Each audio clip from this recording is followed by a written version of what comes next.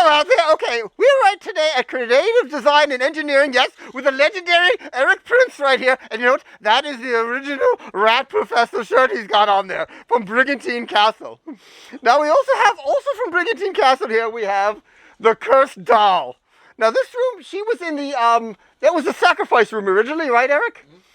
And okay, there's a story behind this because this doll is actually cursed. I should be terrified. I shouldn't even be in the room with her. I've got lots of stories about her. But Eric, what was the original story with this figure here before we built up on it? This was not the original facade on it. It was destroyed by vandals after the castle was shut down, and I rebuilt it like here. Now here's a picture right now. This is what it originally looked like. It's the one in the middle, and you can see like in the box it has a like rock formation on it. But oh, sorry. Go ahead, Rat Professor.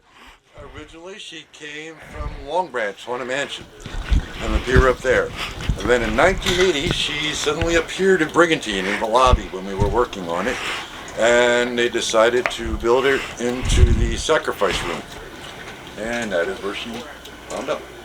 And okay, so you have it was a candy store mechanism. So okay, so what did they do? Who was that? Was that Michael Spatola actually put the makeup on? Yeah, Mike Spatola did the makeup. There was 5 dolls in the scene. They were typical candy store window displays you saw back around the 1970s. There was one that had like a roller that was rolling out dough, and another one that was stirring a pot. And basically he took them and changed them over into the little creatures. He put glow-in-the-dark makeup on them, so you only saw like the outlines of their eyes, and they kind of looked like little ghosty figures. And they were what replaced what was in the sacrifice room, which originally was a stabbing scene where a girl would get stabbed and she would move this little piece of cloth over in her body, and you'd see a blood stain where the hole was. Yep. And Mike Spatola, actually, I saw him the other day. I was watching Bride of Reanimator. He's on the credits. He's in Hollywood. He's a special effects technician and makeup. He's superb but he did the book too on the special effects makeup. He's really awesome there. But okay, so let's get into the haunted part of this story right here. Now, the most haunted room that I heard from Brigantine Castle was that sacrifice room. The most haunted room in the Long Branch Haunted Mansion was the cathedral scene. What did they have in common? A real satanic chant going on a loop continually. It was for the 7 deadly sins, if I'm not correct. Now, those 2 rooms, wherever that chant played, strange things would happen. Now, when I originally got the bodyworks for it, and I was working on it, I was on Facebook saying what I was going to do, and my friend Paul contacted me, and he's just like, no, you don't want to deal with anything from that room, because he had a lot of stories about it, because certain very strange things would happen in that room, such as fans coming after you, being reanimated, and 2x4s flying. Now, I never told anybody that story, but when I went to another haunt, so I rebuilt her, I was working at a haunt in Philly, and there was these 2 great doll actresses. They were incredible. You had Cora, and you had Mindy. Now, Mindy, one day, I was contacted, they're like, you have to get this out of the room. There's too many things happening, including a 2x4 flying at Mindy, almost killing her, and I had to get it out of the room. Now, what happened like 40 years before then? Paul was in the room and a 2x4 flew at him. So, here we go. That's the thing. Whenever that soundtrack played, that room got cursed, and this animation here yes, it's cursed. I could vouch for that too, because I got into a major car accident once with her. This is really strange. As a matter of fact, you could see she has the crack on top of her forehead. That I accented it, I painted it in, but that was from the crash. I stopped for a pedestrian, and as as he was crossing, my mortal form was stopped for. This lady behind me crashed straight into me, totaled the truck. She went flying, cracked her head. And the only one who wasn't hurt was the baby in her car. But she came out of the car going, my baby. And I was pissed off, and I was like, yeah, your baby. What about my baby? And I was then I kind of thought about the curse right there. I was like, nah, it can't be. So as that went along, then there was another time. And this time I totally wrecked the car. I was coming down to Eric's at the time. And in the morning, I got up a little too early. I fell back to sleep, and I had a dream. In the dream, this is a true story.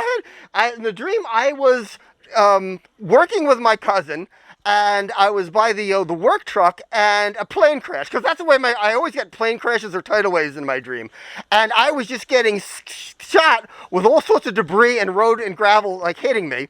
That was the first part of the dream. The second part of the dream, I was working in a crawl space, and I was in the room that she was in Philadelphia. It was the one with the yellow paint on the wall. And I don't remember her specifically, but it was the same room, was in the dream, was in the crawl space, and I was running some heat lines or something like that. But the odd thing was all the gravel hitting me in my face in the dream. And I woke up, I was heading down to Eric's shop down here. Actually, Corinne was there too. Yep, I missed her that day. I'm heading down, and boom, tire blows.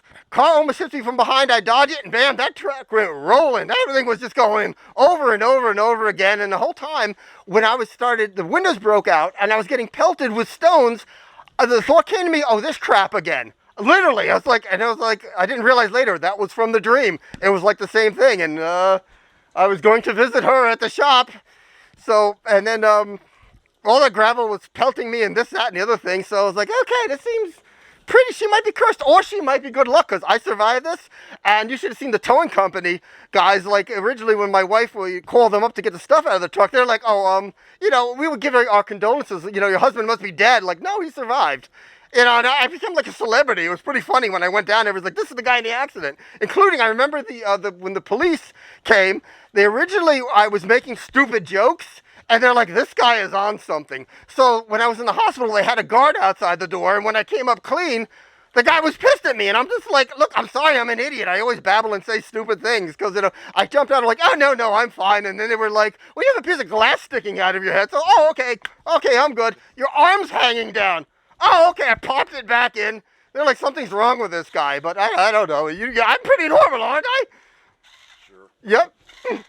But, okay, so then when I had it in the place in Philadelphia, okay, so I got it out of the room, and they wanted it out of the haunt. They said in that room, a lot of bad things were happening when she was there. Sorry, I hope I'm not ticking her off right now, because I do not want to make her mad, because me and Wellington have to drive home. If we actually get killed, somebody find this camera and play this, because she killed me right here. Oh, she just moved! Be careful! Oh! That's terrifying, rather terrifying. Okay, I think she just kind of moved right there. But yeah, like I was saying, at the Haunted Mansion, the same room where they played that, they used to see they had the built, what was that, the David Saletti figure of Lucifer. And when they were playing, the figure would actually move. That was one thing, and I know flying 2x4s but that was cursed. And here's another crazy thing that happened at the accident that my truck, with the one accident with the baby thing in it. A couple of months later, I got a new truck. My friend Rob helped me out, got me a new truck, and I'm going down there and I passed the spot where the accident was in the morning. I see in the other lane there is like the old Dodge Dakota I used to have. It was the same exact color. It was a single cab, which was kind of unusual. You don't see too many of those. So that one was coming down. I was like, oh, that's, I missed the truck, It passes by. I look in the mirror, and what did both trucks have in common? A Brigantine Castle bumper sticker on the back. It's purple and yellow. And I look back, and and I'm like, wait a minute. I just see in the distance a purple and yellow bumper sticker. I should have turned around and went after it. I actually didn't look into who was the driver. But I saw the ghost of my old truck. That was pretty wacky too. It's okay, so here she is right now. And Eric, you haven't had any problem with her, have you? No, she likes me. Yeah, she likes you. That's playing favoritism, right? She likes the Brigantites right there. Right here. I never saw any of the stuff that happened to Brigantine with her. I mean, this is all allegedly. I can't confirm or deny whether the stuff happened. He's in cahoots! The 2x4 thing seems to be, I don't know, she has a thing for woodworking or something. I know the 2x4s flying across the room was something that several people that worked at the castle reported. Another incident was a fan that was in the room. It was very hot in the castle. The castle wasn't air conditioned, and it would get ridiculously hot in there, so they used to have these portable fans in there. So the fan was in there, and all of a sudden the fan started making a whole lot of noise, a really weird noise, and the actor that was in there got like all freaked out about it. So he unplugged the fan, and all of a sudden when he wasn't there, the fan went flying down the hallway at him like it got thrown at him. Now I don't know if it's true or not, but he got freaked out of there and he wouldn't work the room anymore. So yeah, mostly it was things flying in the room, things levitating in the room. I mean, nobody ever got killed in the room, but yeah, everybody reported strange things happening, and nobody really liked that chant.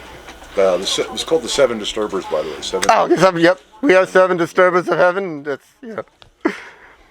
And here's another thing. When I was taking her out of the Philadelphia haunt, I always wrap up the cord really good, because every year I have this thing where at my house with my air conditionings, it's like Twilight Zone. The cord always unwraps and I trip on it and I drop it on the floor. And it's weird. It's like a 1 in 100 thing. Like I have it taped and tied, but as soon as I pull it out, it falls right beneath my feet and I step on it and there it goes. So I just had a funny feeling about her. So I wrap the cord up really nicely. I'm carrying it out. Boom, I step on the cord. Well, Except she's that not totally evil, though. Huh? She's not totally evil. So before she came here, before Tony rebuilt her, and did it what she wanted, she actually had a time in Philadelphia where she was in a Christmas display, and I repurposed the character into, believe it or not, a teddy bear that rang a bell. And she raised money for muscular dystrophy for a bunch of kids. And it had a little basket in front. Whenever you threw money in the basket, the animation would change. So it would play music and the head would turn. And she actually used to raise a lot of money, believe it or not. She was there 3 different seasons at First Pennsylvania Bank, right at the clothespin in Center City, Philadelphia. She came back here. It was still a bear when Tony got her. And when Tony found out it was a Brigantine character, or Baronius, are we going Baronius? Yeah, whatever you want to call me. When he found out it was a Brigantine character, he's like, "Oh, can I redo her? Can I redo her?" It's like, "Sure." Knock yourself out. So we took the bear off it. He got her down to a bear mechanism and took it back, and this is what she became. She used to be like a fat little roly-poly kind of doll trolley looking thing, and now she looks like this. No, makeover. The Dexatrim diet plan, I guess, on that. Extreme makeover. Baragonis Wreap. Yep. But as I was saying before, remember I tripped on the cord? The cord was still wrapped up. I remember definitely stepping on it and almost falling. I'm catching it. I'm like almost to the ground. And I go to pick up the cord. The cord's wrapped up. I don't know what that was. It was a step and the whole figure went down and I did not step on the cord. Then, okay, driving home the entire way, I'm just going, knock it off. Because I tell you, like every deer in New Jersey jumped in front of the freaking truck. And I was like, the asteroid scene you have over there in Empire Strikes Back? They should have Ralph McCoy should have been playing. That was how many freaking deer were coming at, and I'm yelling at him, knock it off, But was that the time you got all the glass in your eyeballs? No, that was a different deer that actually. Oh, okay. That was a different deer. That's a different one that came crashing. Actually, that wasn't cursed. No dolls in that one. That was just I was driving in the morning, and I thought somebody with a boxing glove punched me in the face. You were thinking about it. Hey, that sounds good. Yes, I was thinking about the doll. Yeah, thinking about the doll. There you go. And then I heard, die, Baragonis Wreap. That says Baragonis, and then a deer's head came through, and actually It had was glass. a Christmas bear, so you got the deer tying in. Maybe it was a reindeer. Oh, right. Oh, yes, it's all tying in right now. Reign of fear. I know. Dun dun dun dun dun dun dun dun dun dun dun dun dun. We and the children at Channel 9 would like to wish you a Merry Christmas. So that is the story, yes, of the cursed Brigantine doll. And here she is, and she's, no, get away from me! Get away!